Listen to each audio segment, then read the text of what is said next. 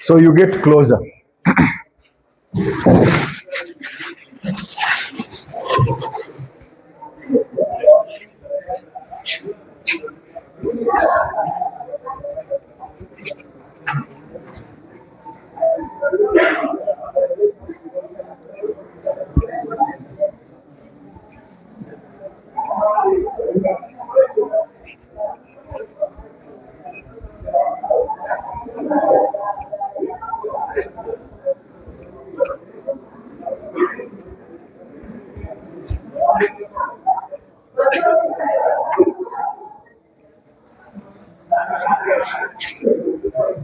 Human go out.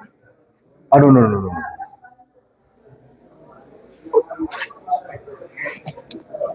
So good morning. We need to now begin getting more serious than we are. There is no way I can give one number and I tell you to do it. Then you cannot do one number. Only one. No.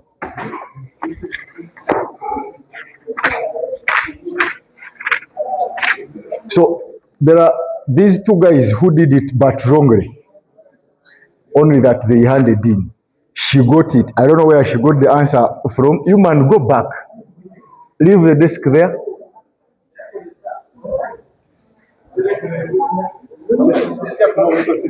But they want to case this.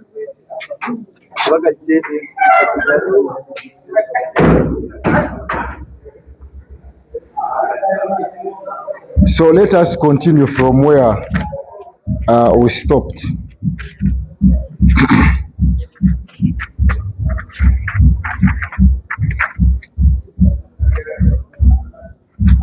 Joining two capacitors.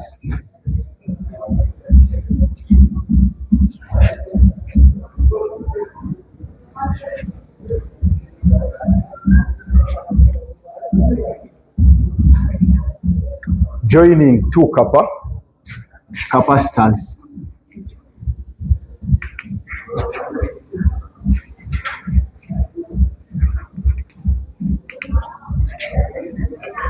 Joining two capacitors.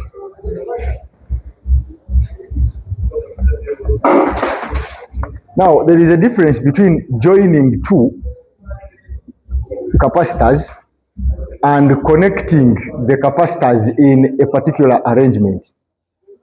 Are we together? When we connect them into the arrangement, we either have series arrangement, but having the source of charge that is going to charge the two. But in this case, we are connecting only the capacitors, which means that if you have a capacitor 1, a capacitor of capacitance C1 connected to another one of capacitance C2, what are the dynamics? What are the behavior, or what happens when one capacitor has been connected to another one without a source of, without the source of charge? Which means that you need to have charged one, right? Then connect it to another. So the dynamics are going to be that charge is going to flow from the one that is charged higher, and then it goes to the one that is charged lower. All right? Now, time is going to come when the charge on the other is the same as the charge on this one. Or time will come when the PD on the other is the same as the PD on the other one. Are we together?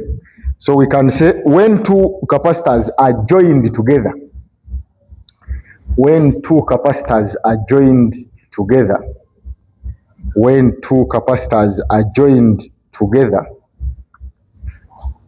when two capacitors are joined together, when two capacitors are joined together, one, when you join these two, fact number one, what happens? One, charge flows until the PD across the capacitors is the same. Charge flows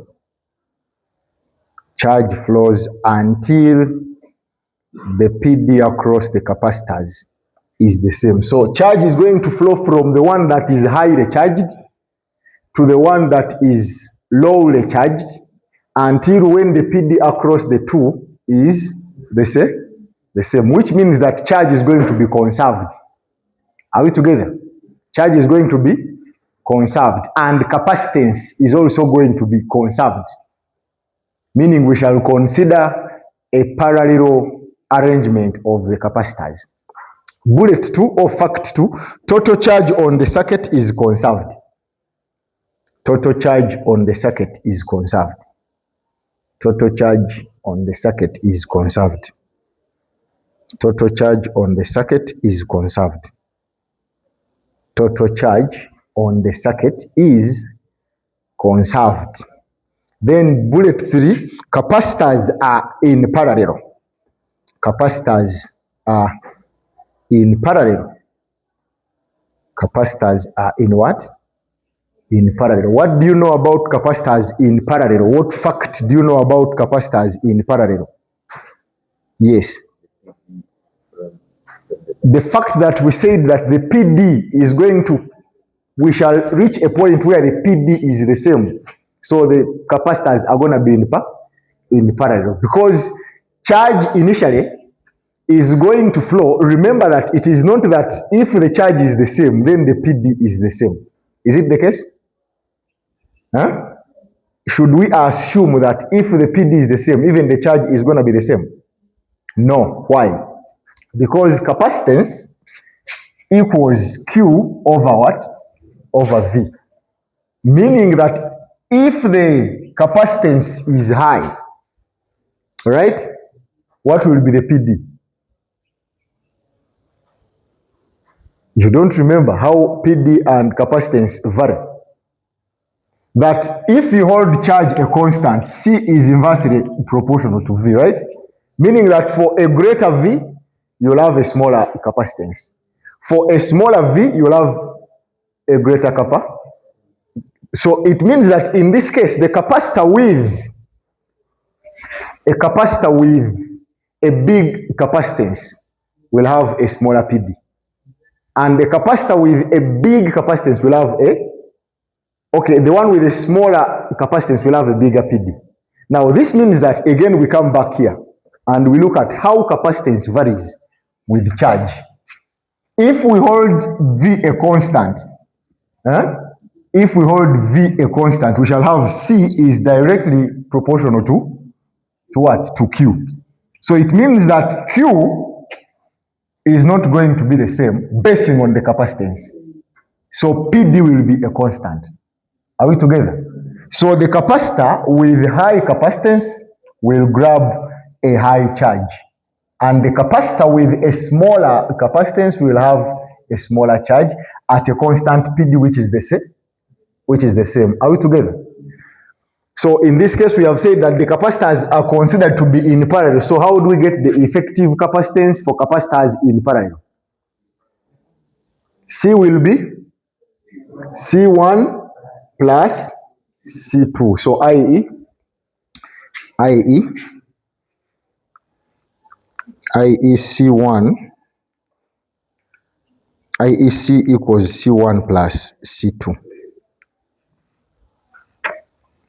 i.e. C equals C1 plus C2. So those are the three facts for capacitors joined.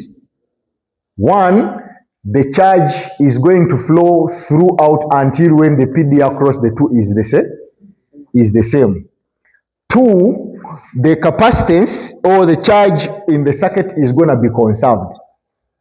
Three, the capacitors are going to be in a form of parallel arrangement. Now, another NB that we need to make is for capacitors to be charged or discharged or charge has been transferred, there will be energy stored. Now, in this case, case one, before the capacitors were joined, each capacitor had its own energy, right?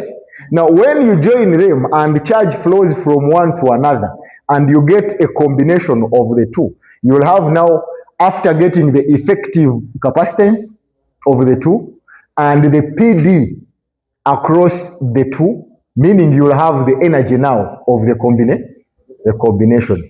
Question: Is the energy before gonna be the same as the energy after? No, so energy is going to be lost, right? So say NB, there is loss of energy, NB, there is loss of energy, there is loss of energy, there is loss of energy when capacitors are joined together. NB, there is loss of energy when capacitors are joined together. Full stop. This is because charge flows until the PD.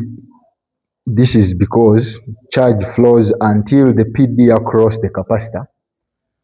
This is because charge flows until the PD across the capacitor. This is because charge flows until the PD across the capacitor or the capacitors is the same. Until the PD across the capacitors is the same. Full stop. The flow of charge results in heating. The flow of charge results in heating. The flow of charge results in heating. The flow of charge results in heating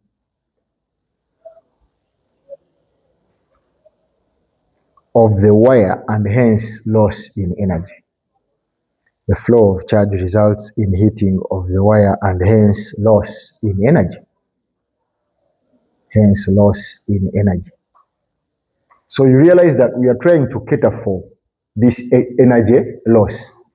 Remember, the principle of conservation of energy states that, Ivan, how does the principle state?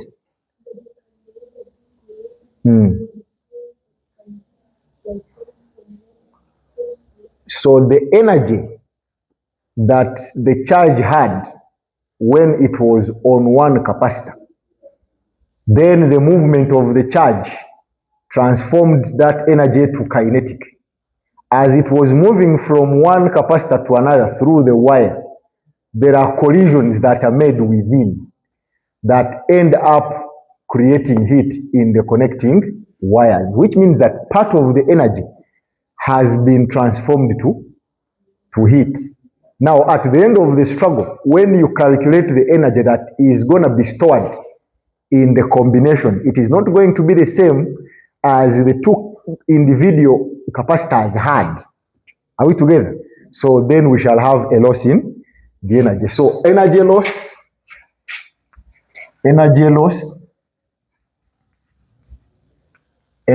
is going to be the energy before connection or before joining the capacitors minus the energy after what? Joining the capacitors. So if one capacitor was C1 and another one was C2, each one had a PD of V1 and V2 before joining them. After they were joined, their capacitances, do they change? After joining two capacitors, do their capacitances change? Answer. Do they change? If your memory card was 1 GB and you load it with songs to make it full or movies and so on, when you remove the music, does the capacity of the card change? It does not change. What changes? The charge that was on it or the load that was put on the memory card. Are we together? So the capacitances do not change. But, of course, if you combine two memory cards, like if you have a phone, it has a storage, right? Then you put in a memory card, it also has a storage, meaning you'll have a total storage of the one of the phone plus the memory card. So in this case, now the PD, initially they had they are V1 and V2. Now after you connect them and charge flows across, then time comes when the PD across the two is the same. So which means that the PD after connection is going to be V. But the PD before is individual PDs V1 and V what? V2. So energy before Let me call it E subscript B. Energy before the connection is going to be a half C1 V1 squared, right? Plus a half C2 V2 squared. Then the energy after, let's call it E subscript A, is going to be a half C V what? But C is what? C1 plus C2. So energy after is going to be a half into C1 plus C2 V what? V squared. Take note and then we'll look at examples.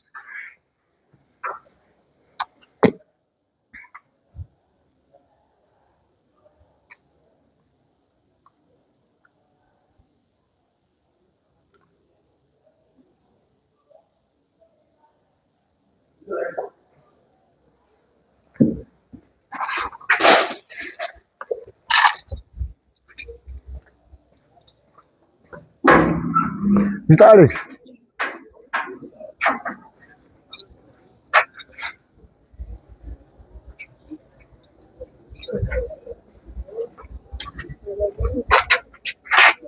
Take it.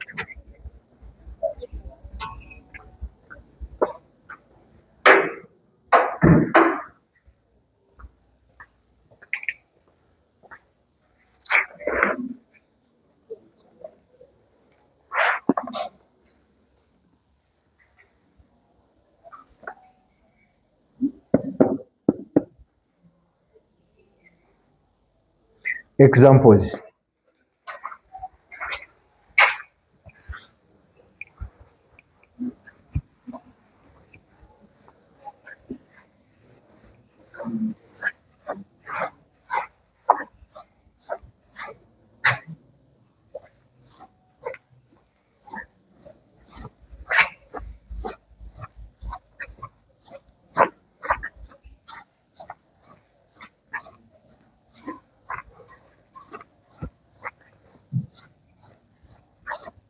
Example 1.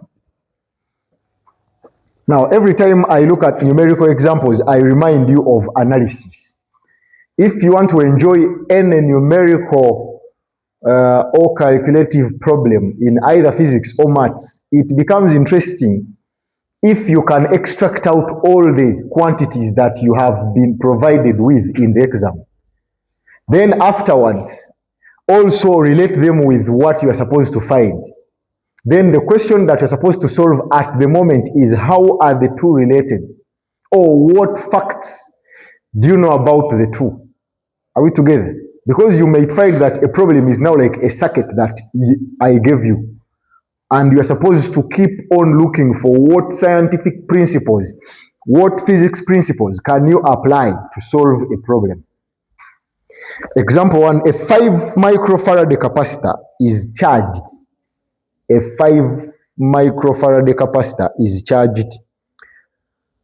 A 5 microfarad capacitor is charged by a 40 volt supply.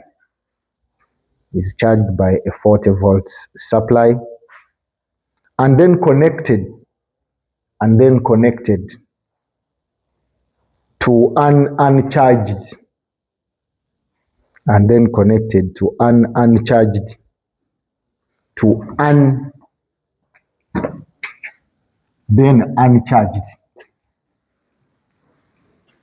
uncharged 20 microfarad capacitor, then connected to an uncharged 20 microfarad capacitor. Full stop. Calculate Roman 1. Calculate Roman 1. Final PD across each capacitor. Final PD across each capacitor. Final PD across each capacitor. Roman 2.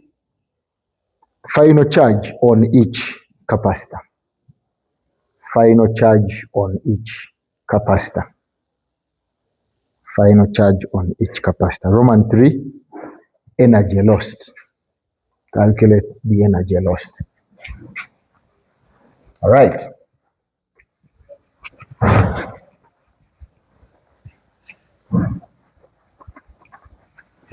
Solution.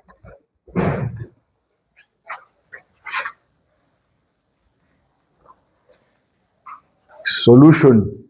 We have capacitors 1 and what? And 2. So what do we know about them?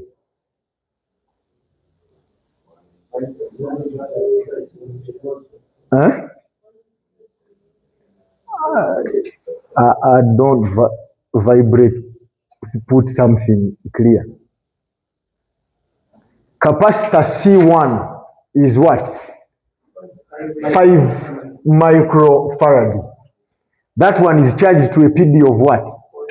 Its V1 is 40. Then capacitor C2 is 20 microfarad. Yeah. And then its V2 is what? We are not given V2, but we know that its Q2 is what? Is what? Read the question.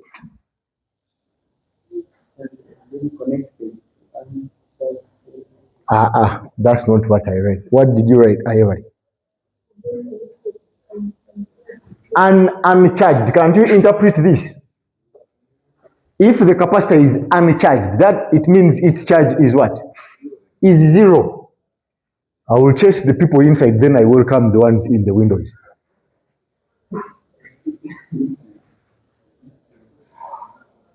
Huh? So Roman 1, what are we supposed to find? The final PD.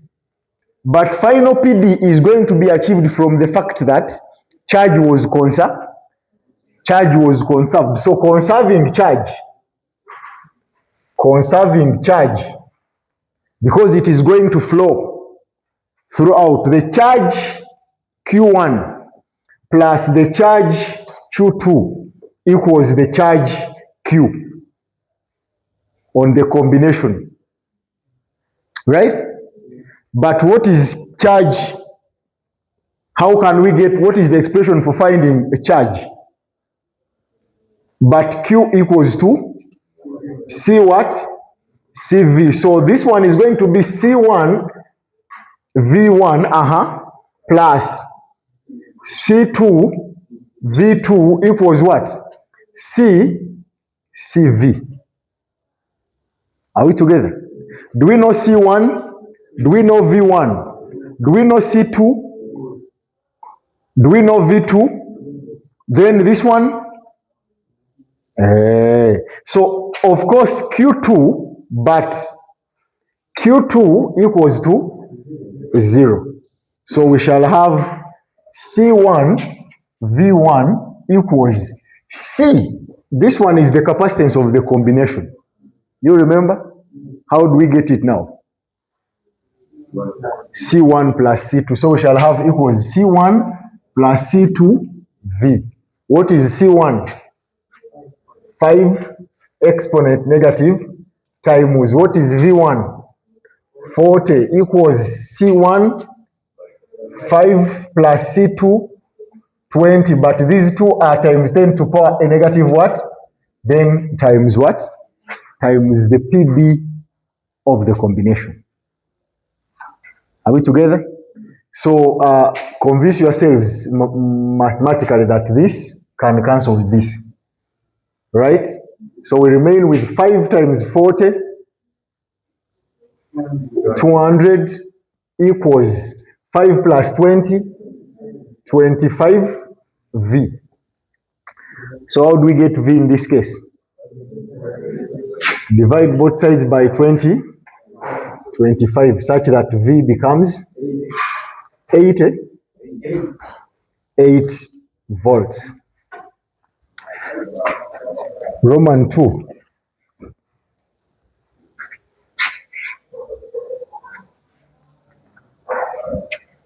Let's solve the problem first, then you take note last. Roman 2 is asking for Final charge on each, let me fix it here. Final charge on each is going to be Q1, is going to be C1V, right? Because after, the two capacitors shall have the same PD. So Q2 is going to be also C2 what?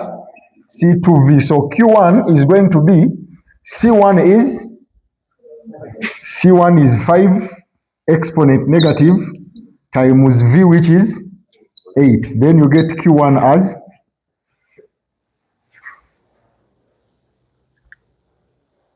something like 4 exponent negative 5. All right, 4 exponent negative 5 coulombs. Then Q2 is going to be, what is C2? 40 exponent negative times V, which is 8, such that Q2 is, C2 is 20. So 20 exponent negative 6 times 8. 1 point exponent negative 4 coulombs. Then Roman 3 is asking for the energy loss or change in energy, which is energy before connection or joining the capacitors minus the energy after. So we shall begin with the energy. Before, which will be a half C1 V1 squared plus a half C2 V2 squared. So we shall have a half, what is C1? 5 exponent negative times V1, it is 40 squared. Do I even have to cater for the second term? Why? It runs to 0. Okay, so we shall have our energy before as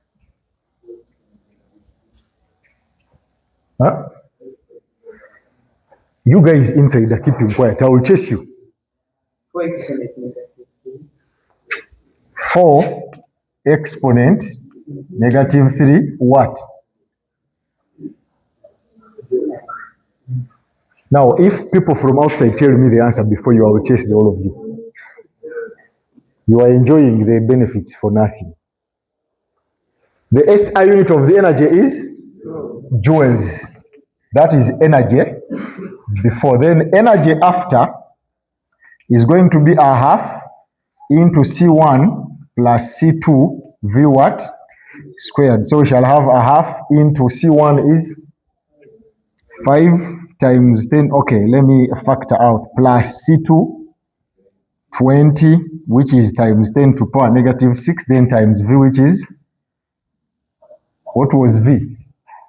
8 squared. So we shall have a half into 25 exponent negative 6 times 8 squared, which is 64, such that our energy after becomes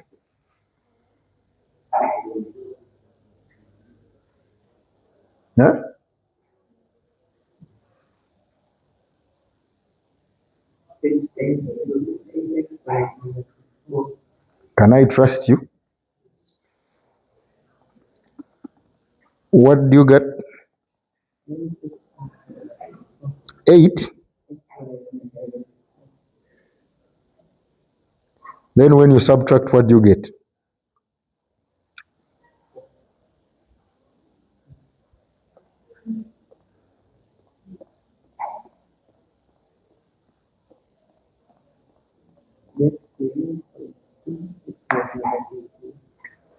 Then I can trust your answer. This is what?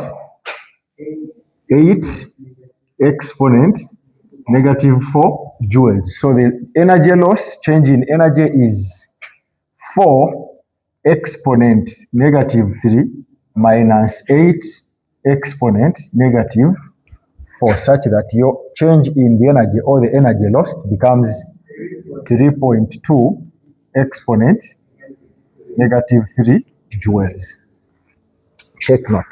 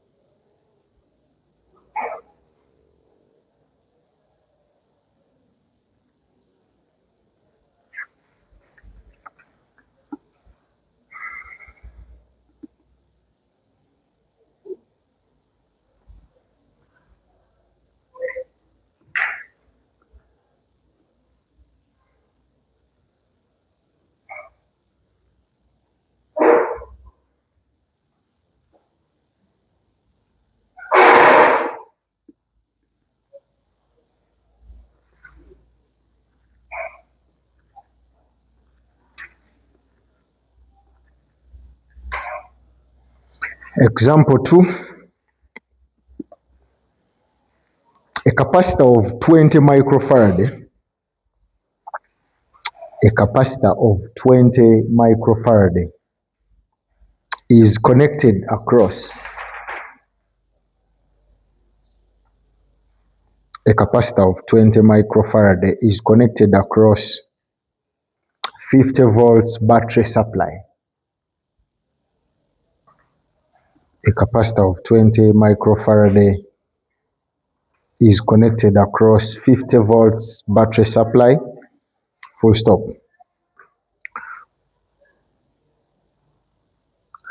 When it is fully charged, it is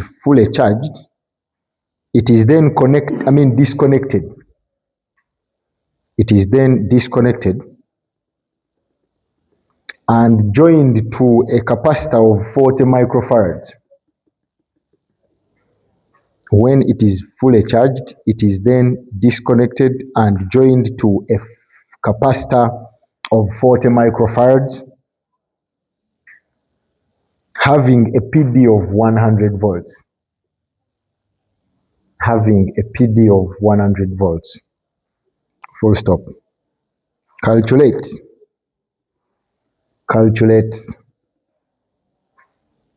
Roman 1. Effective capacitance after joining. Effective capacitance after joining. Roman 2. The PD on each capacitor. The PD on each capacitor. Roman 3. Energy lost. I can give you 2-3 minutes of my time. Try that out. First and foremost, can you try it? Huh?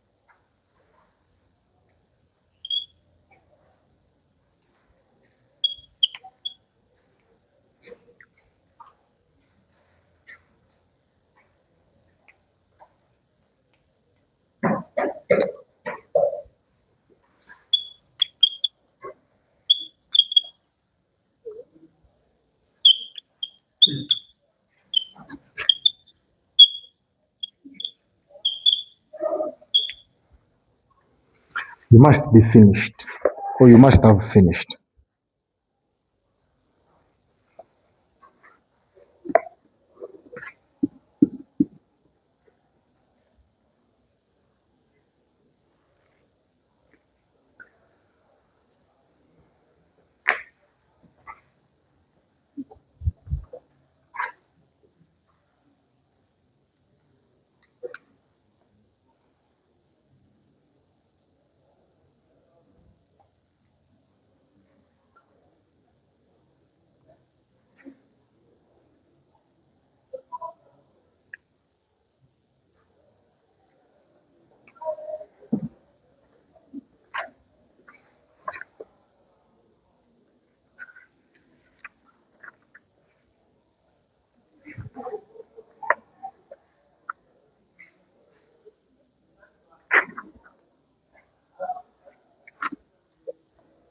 The 3 minutes elapsed some time back.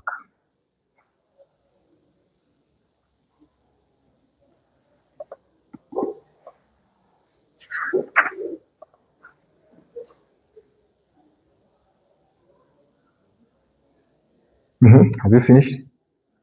What do you have as part A or Roman 1?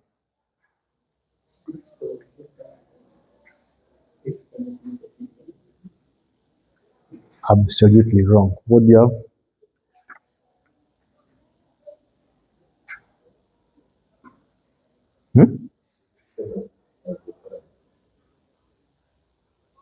Tell me 6 point something exponent this, such that I compare it with what I have here.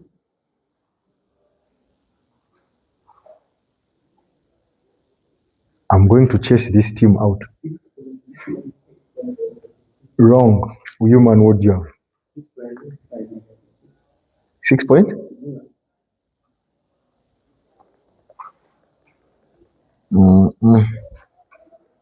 Everybody, what do you have? Roman 1. Don't struggle with other Romans before you tell me.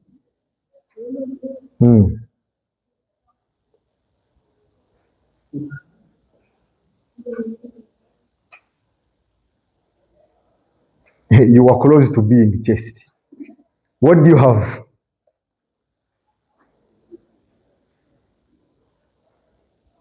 Okay, how did you do? I mean, how did you do it? How have you done what you have? I mean, how have you achieved what you have?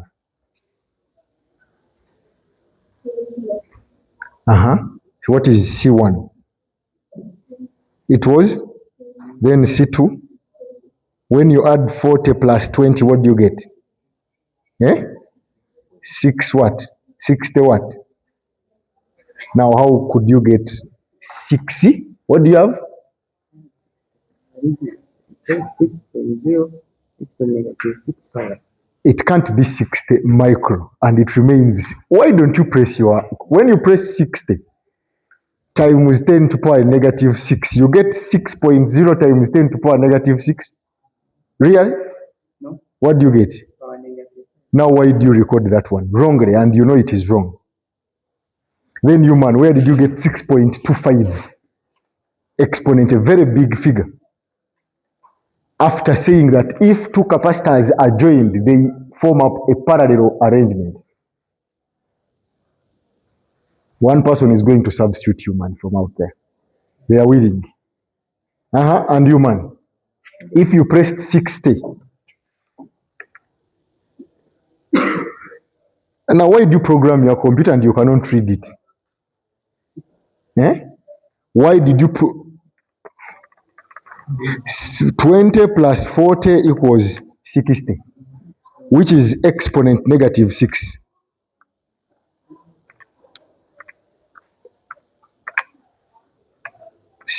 Exponent negative 6, and get the answer. I'm looking at it as being petty.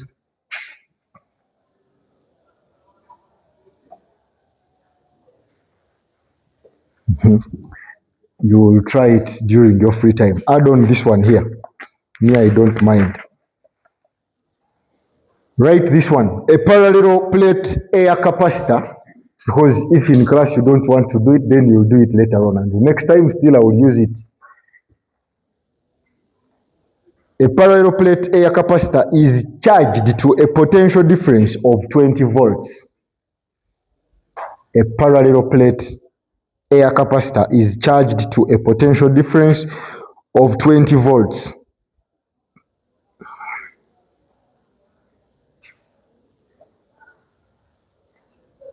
A parallel plate air capacitor is charged to a potential difference of 20 volts, full stop. It is then connected in parallel. It is then connected in parallel with it's then connected in parallel with uncharged. It is then connected in parallel with uncharged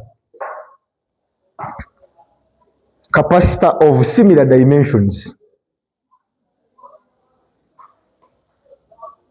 It is then connected in parallel with uncharged capacitor of similar dimensions, but having ebonite as its dielectric medium.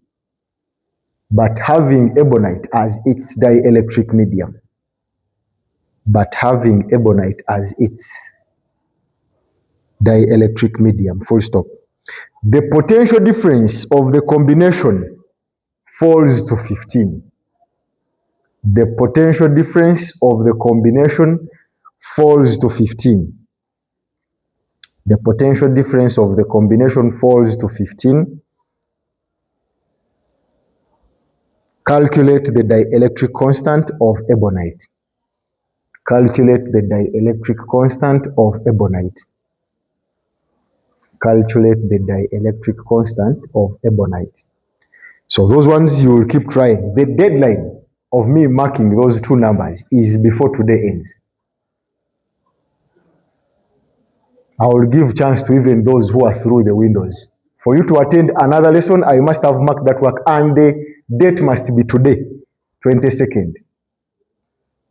Am I clear? Are we together? Measurement of capacitance. Measurement of capacitance. These are experiments that I need to go through very fast because time is just against us. Measurement of capacitance. How can we measure capacitance of the capacitor using any circuit? Measurement of capacitance.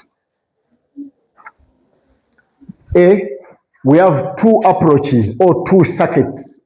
Circuit one is using a vibrating reed switch or using a reed switch. Using a reed switch. Using a reed switch. How can we determine the capacitance of a capacitor? Part A, using a reed switch.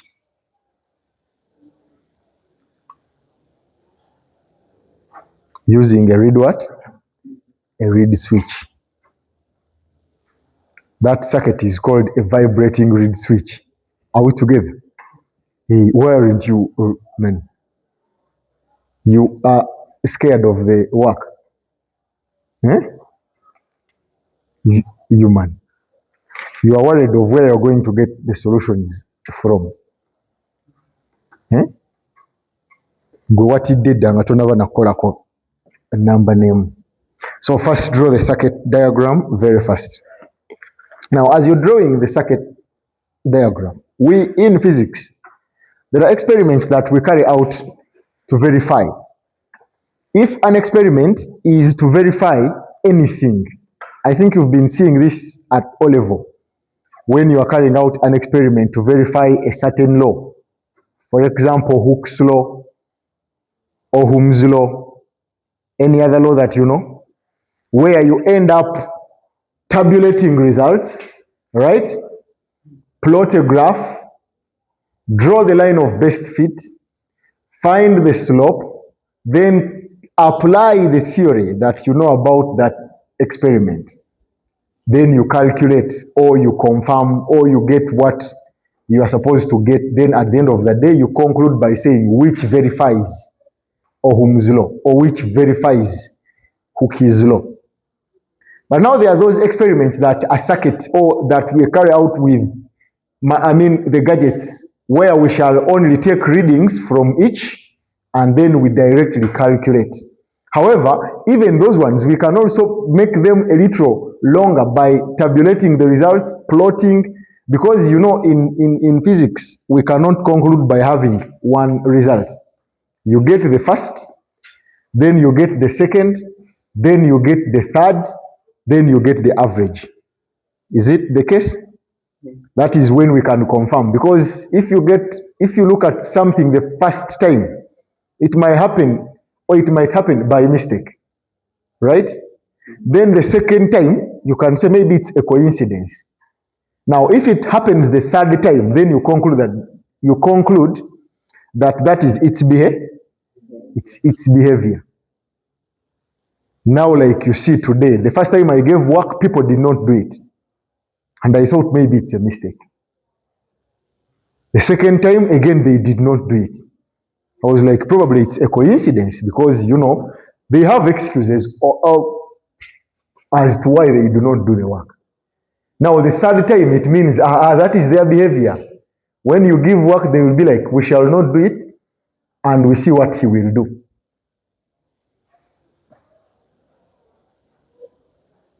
So today, I have been lenient, allowed people to study through the windows. It's on record. The next time, I will even chase them away from the windows. Let us have a class of typical physicists. So you can write and say the circuit is connected as shown with all the components. Is there any component here that you do not know? Which one is that? It is a microammeter. It measures small currents. Then a capacitor, a voltmeter, the source of EMF that is going to charge the capacitor. Then it is also going to make sure that current, it flows, because we are going to calculate the capacitance from the current that flows in the circuit recorded by the microammeter. The voltmeter records the PD and then the frequency with which this switch is vibrating from one point to another. Then this is a standard resistor. Are we together? So you said the circuit is connected as above. The circuit is connected as above.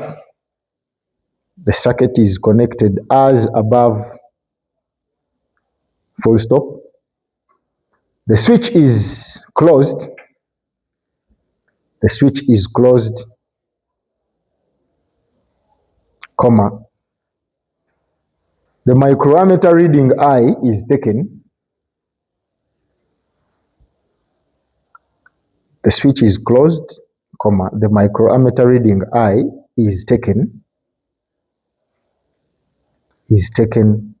Together with the voltmeter reading V. The micrometer reading I is taken together with the voltmeter reading V.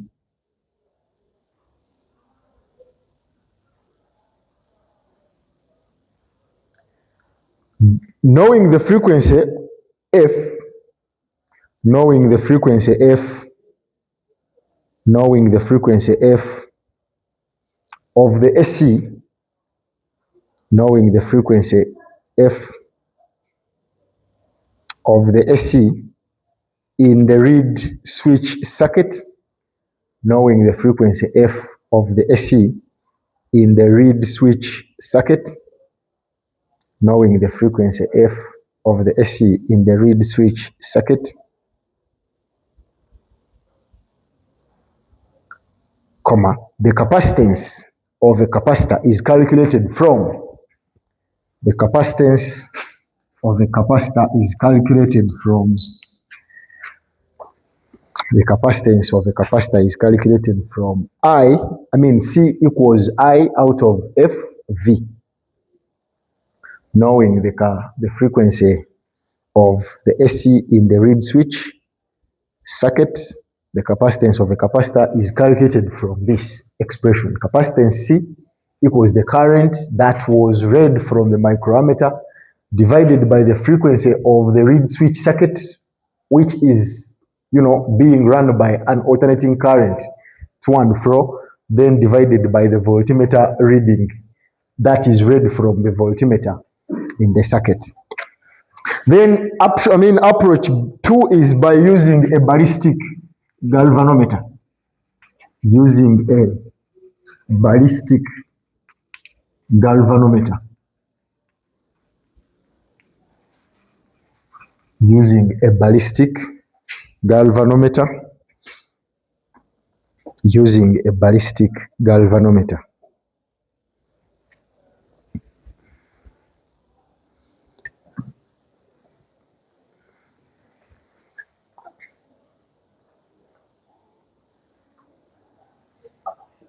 So the ballistic galvanometer, definitely you will draw, because my time is running so fast.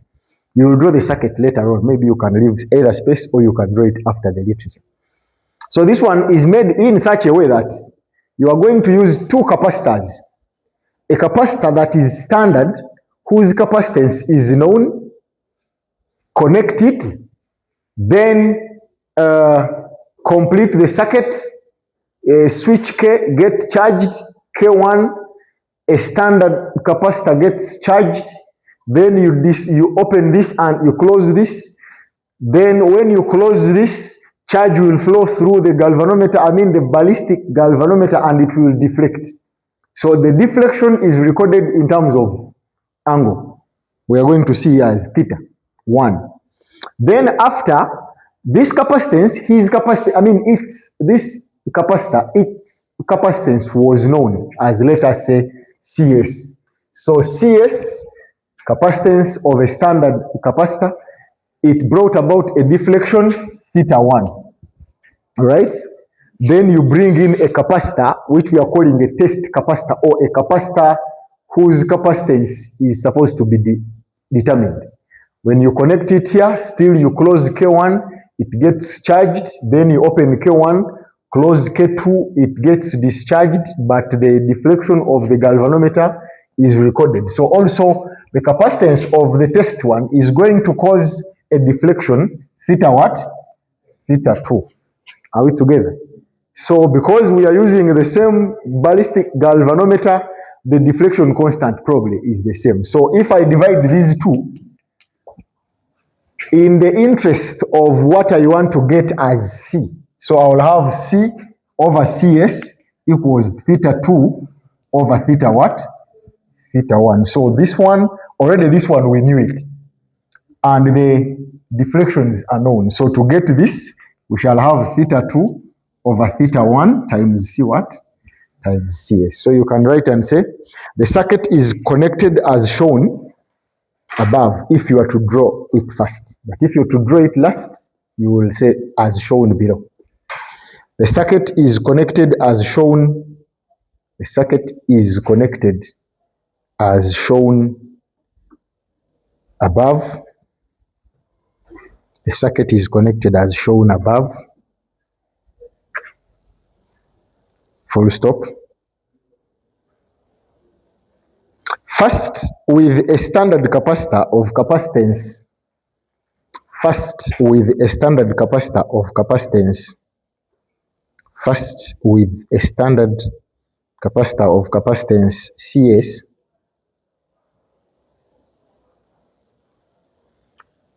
First, with a standard capacitor of capacitance CS. If I say CS, it means C subscript S. You people do computer. Switch K1 is closed, and after a short time, it is opened. Switch K1 is closed, and after a short time, it is.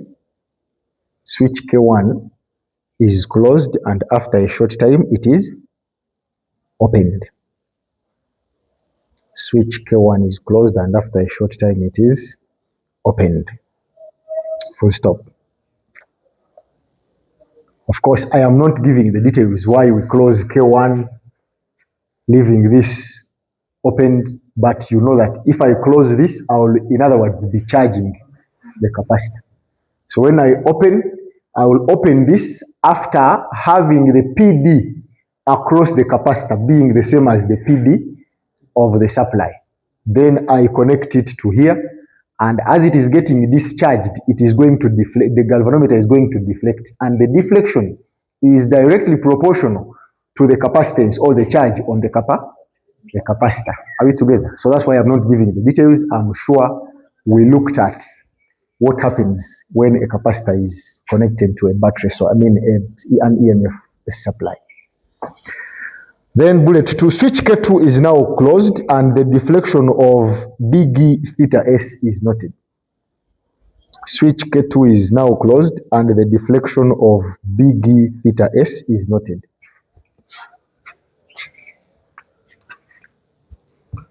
Switch K2 is now closed and the deflection of big E. Big E is, what is big E? Ballistic, and the deflection of big E theta S is noted. All right. Bullet next. The capacitor is replaced with the test capacitor of capacitance C. The capacitor is replaced with the test capacitor of capacitance C. The capacitor is replaced with the test capacitor of capacitance C. And the procedure repeated.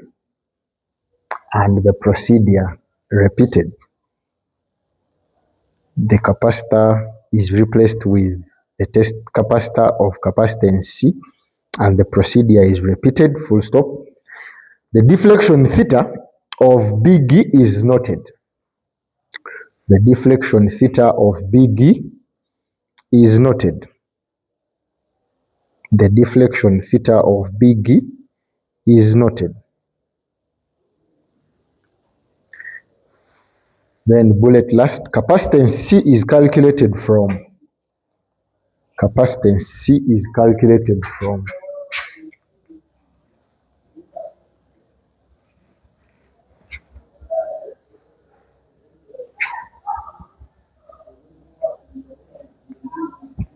Capacitance C is calculated from this expression here.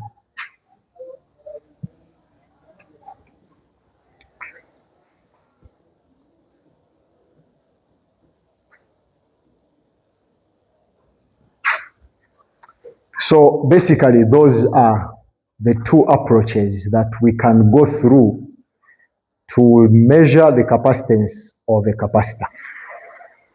Now, you will look at comparing capacitance using a ballistic galvanometer as a bit of some research work.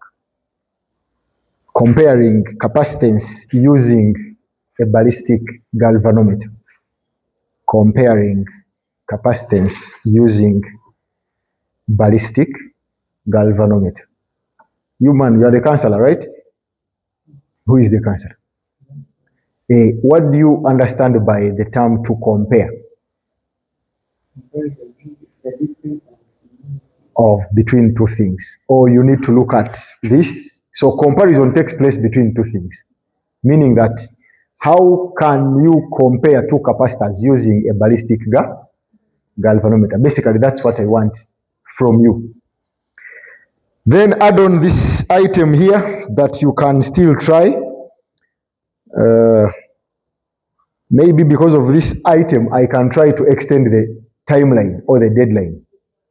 But if you finish within today, I will be seated in the other office waiting for you. Of course, you always know, if you are to come as a boy child, you can come to me alone. It has no problem. But if a girl child is to come to my office, you come a minimum of 3 for security purpose. Don't run after me in the office when you are alone. Anything can happen. So to avoid any mistakes, please come. If you can come a boy and a girl, but still you need to be 3 of you. So if you're a girl child and you need to meet me, it's better you meet me from either under the tree, or as you see me moving out of the office, you can hijack me. I can attend to you if I'm not hungry. So add on this and say a capacitor filled with a dielectric. A capacitor filled with a dielectric is charged. A capacitor filled with a dielectric is charged. A capacitor filled with a dielectric is charged and then discharged. A capacitor filled with a dielectric is charged and then discharged. Through a milliammeter,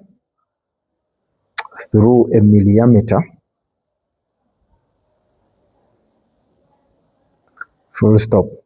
The dielectric is then withdrawn halfway.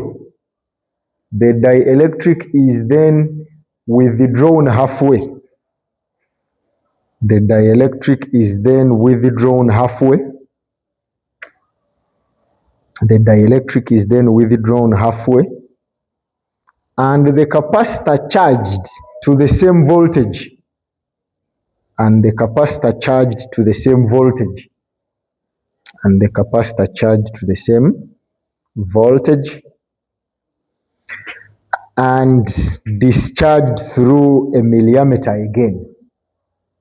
And discharged through the milliammeter again. Are we together? Are we together? Comma. Show that the relative permittivity epsilon r. Show that the relative permittivity epsilon r. Show that the relative permittivity epsilon r. Show that the relative permittivity epsilon r.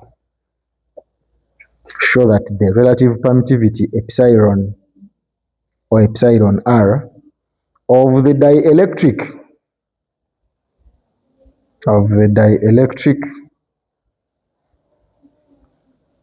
show that the relative permittivity epsilon r of the dielectric is given by epsilon r equals I out of 2I prime minus I equals I out of 2I prime minus I, where I and I prime, where I and I prime are readings of the milliammeter, where I and I prime are readings of the milliammeter respectively. Where I and I prime are readings of the milliammeter respectively. Ladies and gentlemen, I beg to stop there.